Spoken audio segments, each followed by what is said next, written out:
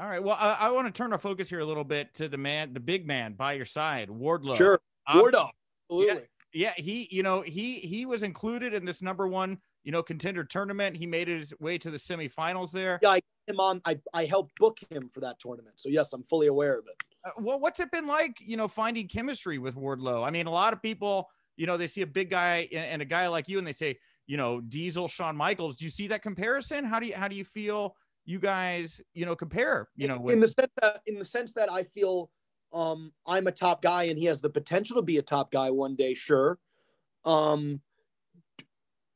Do I wish him the best? Absolutely. But at the end of the day, he needs to understand his place. And I think Wardlow does. His place is he's my bodyguard. He's my bodyguard. I make profit off of him when he wrestles and gets the winner's purse because I'm also his agent and he's under contract with me. Wardlow's a good guy. I want him to do well because if he's doing well, I'm doing well. But also he needs to understand that it's not his time yet. And I'm sure someday it will be. When I retire, I am perfectly fine with Wardlow going out on there on his own and giving it his all. But right now he has one job and it's to be, let's be honest, to kind of just fall back in line and do his job. And his job is to protect me.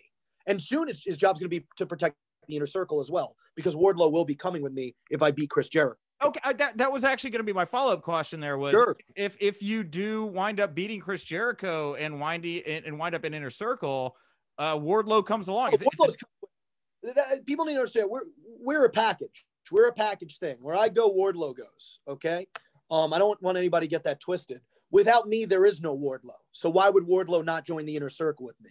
That is another thing that I'm reading. People reading too thick in between the lines. There's a reason why we are always together. It's because he needs me. And quite frankly, I don't feel I need him, but I find him to be useful. And that's why I keep him around. So with everything said here about going into Full Gear, your match with Chris and Wardlow, we've got all, it seems like the, contractual stuff out of the way. My only question then is what happens, Max, if you come up, short here against Jericho? What are your steps then, after that? It's back to the drawing board. Let's face the facts here. I'm the most intelligent man in professional wrestling. I'm a pro wrestling puppeteer. I think 7 steps ahead of everybody. And that's why I laugh when I read some of these, conspiracy theories online with people trying to guess what my next move's going to be. You never know what my next move's going to be, but I do. And I always will. If I lose, which I don't foresee that happening, I've never lost in the history of AEW. You cannot count my loss to Jon Moxley as a legitimate loss. There's an asterisk next to it. It's the equivalent to Barry Bonds hitting the most home runs in the history of the MLB. It's meaningless. So yes, I am the undefeated, undisputed, uncrowned AEW world champion of all elite wrestling. Do I think I'm going to lose this match? No. Do I feel this is going to be one of the greatest matches in the history of the company? Absolutely. I tend to do that whenever I go out there. I tend to make jaws drop.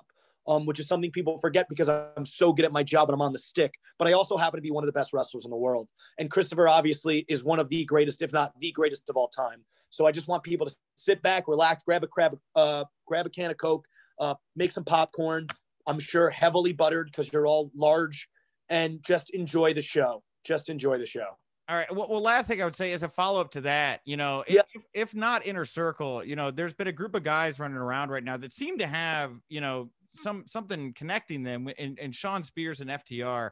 I feel like if you're looking at that old school Horseman dynamic, sure, you seem like you would fill that Ric Flair role with kind of the crew they're rolling with there. I don't know. I just didn't know if you would want to comment on the work that FTR and Shawn Spears are doing at the moment. Well, that's another thing. Fans looking in between the lines. They want the 4 horsemen. I am not somebody that likes to repeat history. I like to forge my own path. However, I will say this. I think those guys are immensely talented. I think Shawn Spears is one of the greatest workhorses in our business right now, and he's an unsung hero, soon to not be unsung. I think he's not going to be a secret much longer, especially with the amazing things he's doing right now on Dynamite as of late. I think FTR is clearly the best tag team in the world. I wish them nothing but the best. But again, I'm not looking to repeat history. I have zero interest in that. The only thing I'm interested in is becoming the AEW World Champion, leading our generation for the next 25 years on AEW Dynamite, and cementing myself as the greatest professional wrestler of all time. But I wish those other guys the best of luck. I think they are so immensely talented. I don't respect a lot of people. I respect the 3 guys you just mentioned.